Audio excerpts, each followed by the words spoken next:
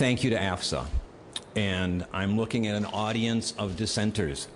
My wife, my children, my friends that I've invited here, my fellow Foreign Service officers, with varying degrees of constructive success.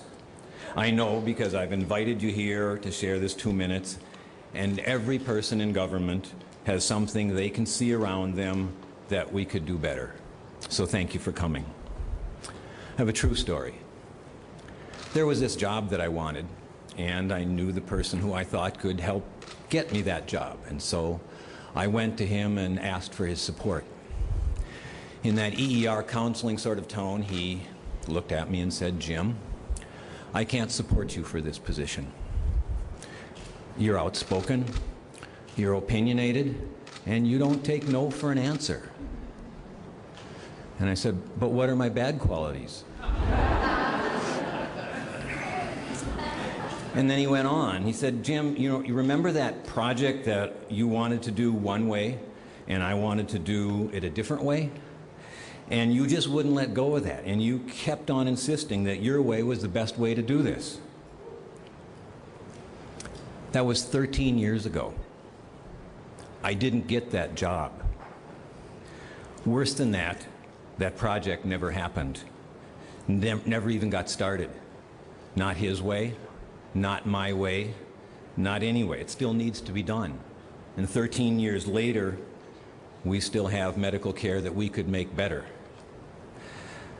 Fortunately, the Constructive Dissent Award does not require you to be successful.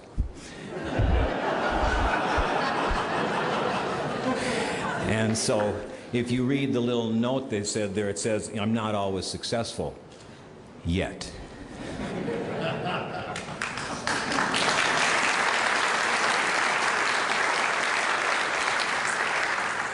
So I have a brief message to my fellow dissenters.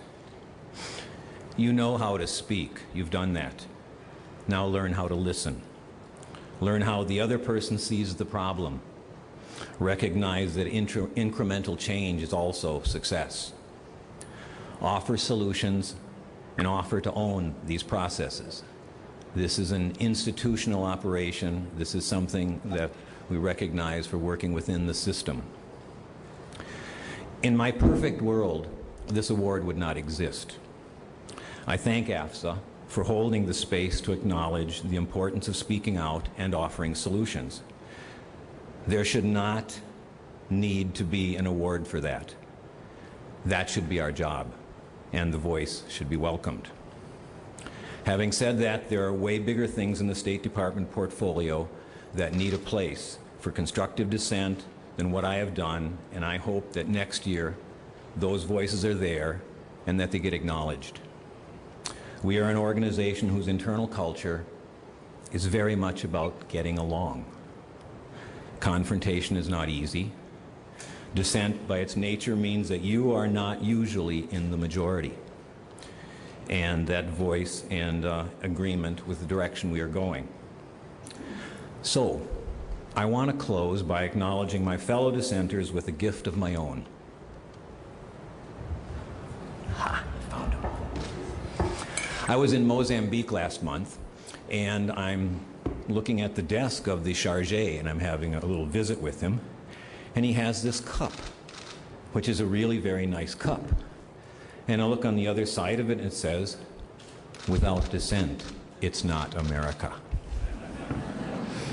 Now, if there is room, I know it would say, "Without constructive dissent that is valued, it's not America." But clearly there wasn't room. So to my fellow dissenters here at this award ceremony and to you in the audience, I encourage your voice, I encourage your candor, I encourage your willingness to speak out, to keep speaking out, and to provide solutions. Thank you so very much.